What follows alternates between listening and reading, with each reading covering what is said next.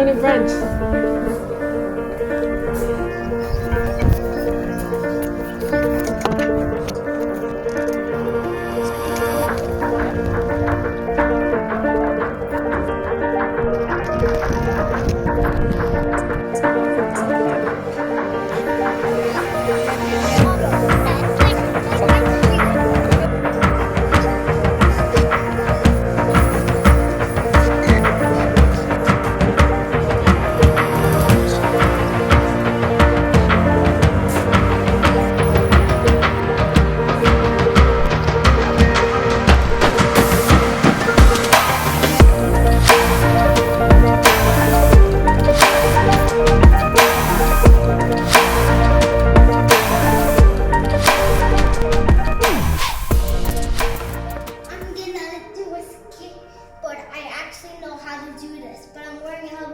So just in case if I fall down and bumped my head.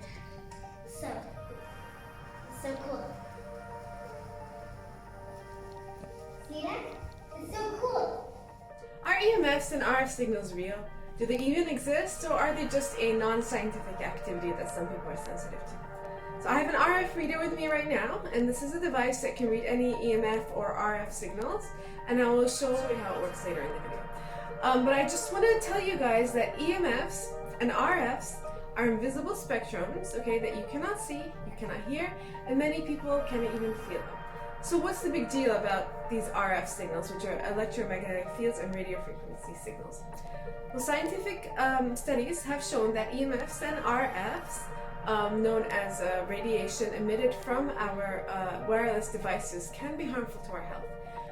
But that doesn't mean that we should just stop using all our devices and head back to the Ice Age.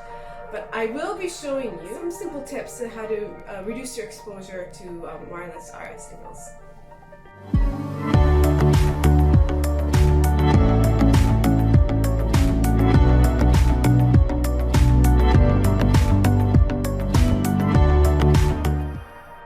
This episode is sponsored by Momz Halo. This is the most advanced and effective RF shielding organic apparel, which protects 99.9% against non-ionized radiation. Okay everyone, so let's start with what exactly is an EMF and what is an RF and what is the difference between the two. Well, EMFs, known as electromagnetic fields, are created by electricity flowing through wires. And RFs are invisible spectrums of energy, often known as radiation. They usually have a high frequency electromagnetic radiation, and our wireless devices are a huge source of this.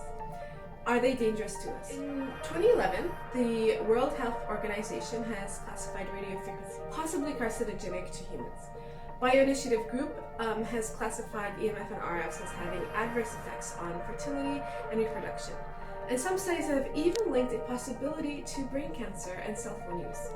In fact, as of today, we are exposed to a million times more EMF than 20 years back. My intention is not to scare you, but just to shed some awareness of the effect of EMF and RF. I'm going to explain some simple procedures that you can do to offset your exposure and all the harmful effects of the wireless devices around you. Tip number 1. Never place a cell phone directly to your ear. Did you know that most mobile phone manuals advise us to keep at least a 10mm away from your head? And I know that many of us don't bother reading the phone manual as we're just, too excited to use our new phones. But many of us place our cell phones in our pockets or our purses, which is always touching our bodies. Could you imagine using the phone directly on our ear, knowing how much RF is being transmitted from it? So always use speakerphone or use the wired headset plugged into the phone, but do not use Bluetooth devices because they also emit RF radiation. Tip number 2, place your phone on flight mode. Did you know that the researchers at the California Department of Health say using cell phones in areas with weak reception can result in microwave radiation emissions that are 10,000 times higher than in areas with strong reception? And they suggest that consumers should take extra precautions when they see only 1 or 2 bars of reception on their mobile phones. With a weak signal, what happens is that your phone puts out a lot more radiation to make a connection with the cell tower. So when you're in the elevator or basement or a form of moving transportation, that is when the signal bar of your cell phone is the weakest. So take extra precaution with that. Do not use your phone, place it on flight mode. Also, never sleep beside your devices. I know that most of us do that in order to set the alarm, but it's always a good idea to place your phone on flight mode and to keep it as far as possible. You can still use it as an alarm as long as it's far enough away from you that you actually have to get out of bed to shut it off, which actually works to your advantage because you're actually out of bed. Tip number 3, your wireless router or modem.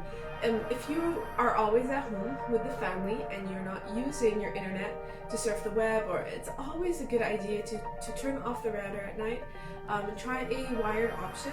What we do at home is that each of our personal computers are connected to a wired PC, and this reduces the amount of wireless devices at home, which makes it safer. And when you need to use your wireless device to surf the web, turn on your Wi-Fi for a limited time. And I know that our whole life revolves around the internet, like social media, work, and entertainment, but it's always a good idea to turn off the Wi-Fi when you're not using it. Tip number 4. Now, to all the parents out there, you're wondering how we can reduce the screen time on your child's wireless device to avoid all of that wireless RF signals that are being transmitted from and to your child. Here's my advice to you.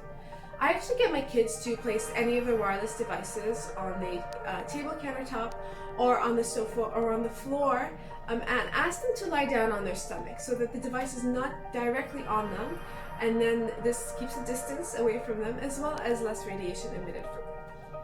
Purchasing a Momz Halo t-shirt for kids, or a baby romper, or a blanket that has the RF shielding fabric inside that protects 99.9% from any non-ionized radiation. You're probably thinking about what is non-ionized radiation. I'm pretty sure the first thing that pops in your mind is like a nuclear reactor or something, right? Not quite. I'll talk about it later in a bit, but really, it protects you from all transmitted wireless signals, penetrating around you 360 degrees. Almost every time I allow any of my kids to have screen time on their devices, I always get them to wear a Momz Halo t-shirt.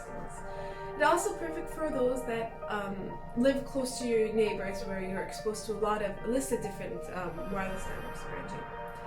Now, back to explaining about non-ionized radiation.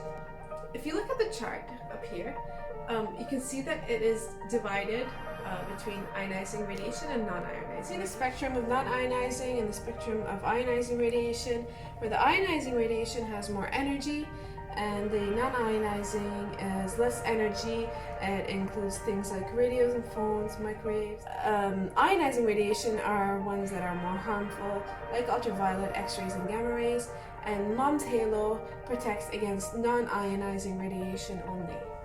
Another info that might be interesting: the FDA does not review the safety of radiation emitting consumer products such as cell phones or similar wireless devices before they are being sold, as it does with any other drug or medical devices. So we need to be a little more careful when it comes to using any wireless device.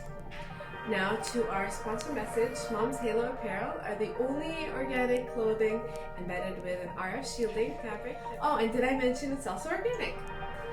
This makes it not only the softest EMF clothing out there, but if you go to our website, Momz Halo has an independent certificate which has passed and shows that their product blocks 99.9% of any harmful non-ionized radiation emitted from wireless devices. So, last, to show you what an average family router and cell phone does when it transmits data, this is the Momz Halo t-shirt. So I've got our home router. It's about the average of every household. I'm going to put the RF meter next to it, and you can see how the numbers are starting to go up. It went up to 14. Okay, so 14.2, 13, 17. Okay, and now let's put the t-shirt over it as a protective layer and put this back on. And you've got just 7, you've got a 5, got a 1, 7, a 1, An 8. So 8 is probably just as high as it will go. Okay? Thanks. I'd love to hear from you. Leave a comment down below if you enjoyed this video and any other question you have. Thank you for watching. Hi there, bud. Check it out. Marshmallow? Does it taste good? Yummy. Mmm. Crush it, don't